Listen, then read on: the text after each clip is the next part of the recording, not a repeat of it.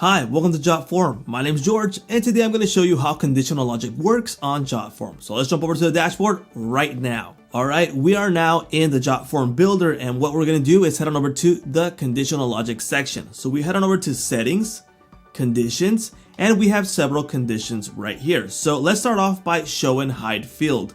Now what we're going to do is head on over to the builder. And for this case, we're going to work on this one. How did you hear about us? So the first thing we're going to do is create the fields that we've done already, but we're going to hide them. So let's go into the properties, go into the advanced options, and we're going to hide this field.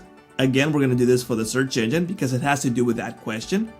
Properties for the search engine, go to the advanced section, hide field. So now we have two fields hidden. So if they select friends, it's hidden right now, and if they select search engine, it's also hidden. But we're going to use conditional logic to enable one or the other depending on what they select. So let's go into the settings again, conditional logic, and we're going to start off with the show and hide field.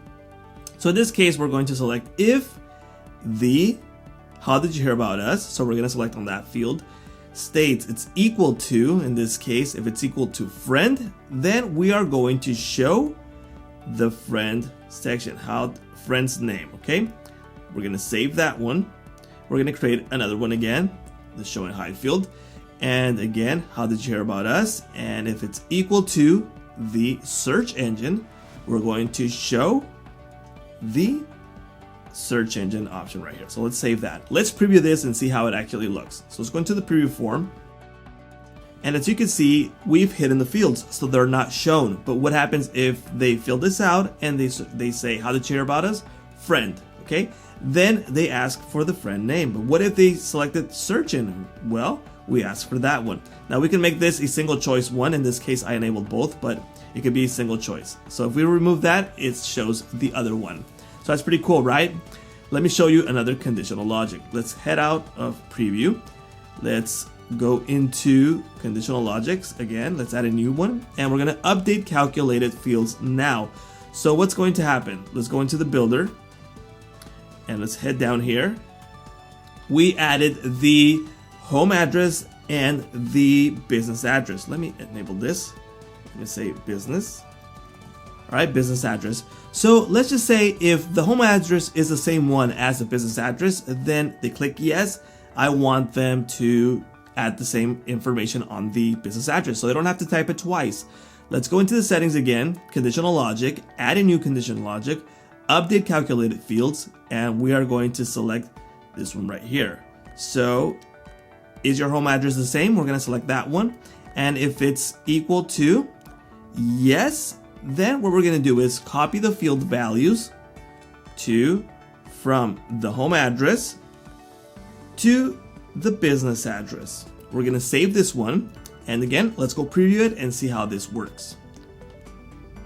Okay, let's go to the next section where we have this, and we have the home address. It could be street.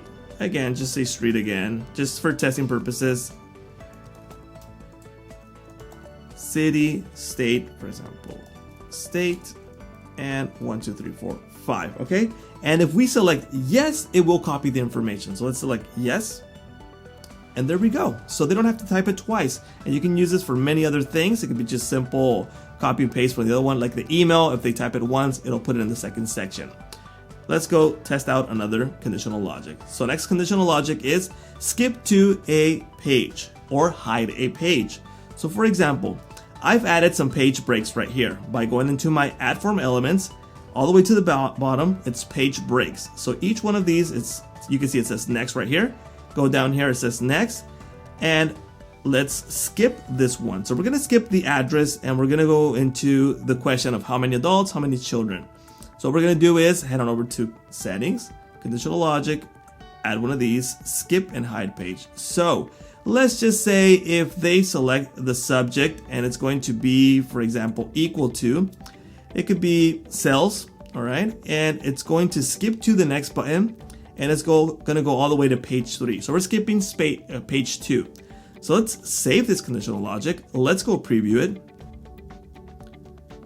And like we said, in this case, we'll just say, my name George Aguilar, and the subject is going to be, let me show you what happens if we don't do it, right? So if it's accountant, we go to next, and it goes to ask the address. Let's go back. What if we go to sales like we said in the conditional logic? Let's go next. It goes to the other section, like how many adults, how many children, and total guests, right? So it's pretty cool to use that conditional logic. Again, let's go back. The next conditional logic is change the thank you page. This one is really interesting because let's just say you are asking for feedback. And if you got bad feedback, maybe you want to take them to a different thank you page. Maybe ask them, you know what, how can we help you? Can we contact you directly?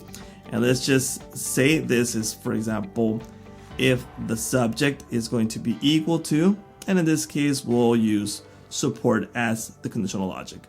So let's say we're going to display another submission right here. So now we have a thank you page that we can customize to our likings. For example, if they ask support, and we could say, oh, my bad, control that. Let's just say, how can we help you? All right. So if they select support, that is going to be the thank you page. This is pretty interesting. Now you can add different thank you page depending on what you need and what they select. So it's pretty awesome to have that. Next conditional logic is the change email recipient. This one is really interesting. And what I've done in the builder is, for example, as you remember in the beginning, we have the subject. So in the subject, we have accountant, sales, and support.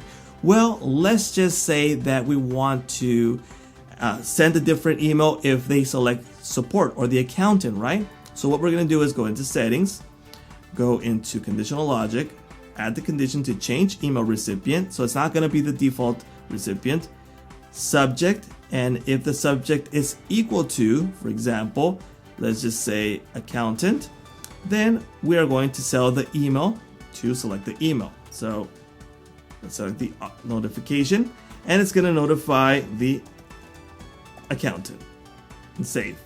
So in that case, if the subject is the accountant, then it sends to a different email. And if it's support, then we can also add that to a different email. So it's pretty interesting that we can use this to notify the right persons that you want to. I want to show you the calculated fields. So I built this in the form. Let's go all the way down here. And we said how many adults, how many children, and we have a total guest. Now, right now we fill it out, nothing happens. So let's add that conditional logic.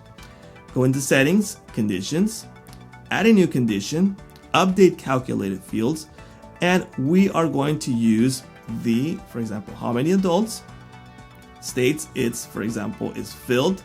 And now we go into do, and we select calculated field value. In this case, we can make a formula really simple or super complex. In this case, we're just going to add up two fields and give a total. So let's add the formula right here. The field that we're going to take into account is going to be the how many adults, and we're going to add the next field. It's going to be how many children, and we're going to close it off. And the field, the summary, it's going to be on total guests. So let's save this. Let's go into the preview form and check how this looks. So let's preview form. Let's go all the way to the end. All right, and we have how many adults. So in this case, we're going to say 4 adults and 5 children. So that gives us a total of 9. So this could be, like I said before, a simple or a complex formula. To make it more complex, there's a lot of conditional logic that you can use. Let me show you really quickly here on the calculated fields. If you go into calculate it and go into this button, there are several options right here. For example, the absolute value of a number, the arc radians, make it super complex if you need to make something formula. There we go. And just to finish off, we are going to make a field required.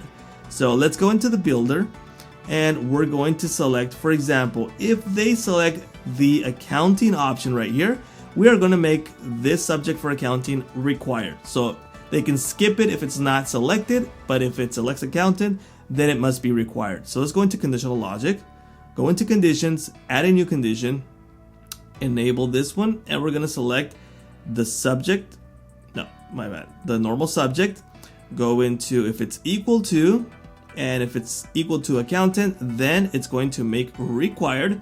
And if we had it required, we can make it unrequired if it's selected right here. Require, and it's going to make this one a required option. So let's save this. Let's go into the preview form, and you're going to see how this is done. So just to say we fill out the information, we select the subject. If we select sales, it's not required. But if we select accountant, it makes it required. So that means I cannot skip it until they fill it. But if it's another selection where it's not required, yes, they can skip it. So this could be used for many things. So that is how conditional logic works. It could be super fun once you get the hang of it, and it's really flexible and it really helps out to make your forms way more complete. Well, we thank you all for watching. Remember, this is Jotform and my name's George. I'll see you later.